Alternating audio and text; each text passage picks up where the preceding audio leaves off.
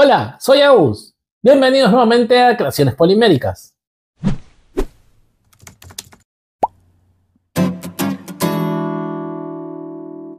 En el video de hoy les voy a mostrar cómo hacer estos accesorios con diseños de Halloween con arcilla polimérica.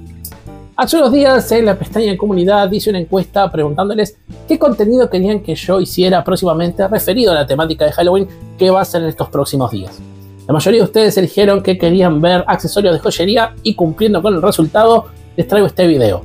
Son 3 ideas básicas que les pueden servir a ustedes de inspiración para poder hacerlos ustedes mismos y aprovechar la temática de Halloween, que la pueden hacer para disfraces o incluso para alguna fiesta que se dé en esa ocasión.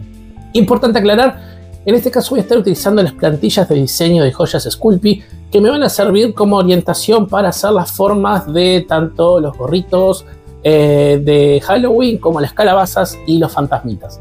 La idea era mostrarles también cómo utilizar esta herramienta, porque a veces no tenemos cortantes con las formas características y bueno, la idea es mostrarles cómo hacerlo de forma un poco manual utilizando esta herramienta que es muy válida para este tipo de ocasiones porque tienen una gran variedad de formas y nos permite jugar con ellas. Así que sin más, los voy a ir dejando con el video.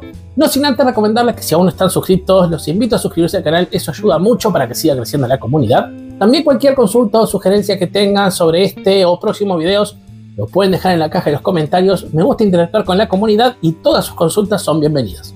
También recuerden que está la opción de membresías en el canal, con el cual ustedes apoyan el contenido y reciben algunos beneficios.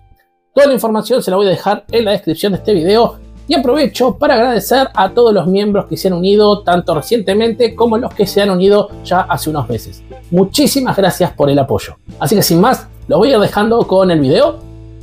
Que lo disfruten.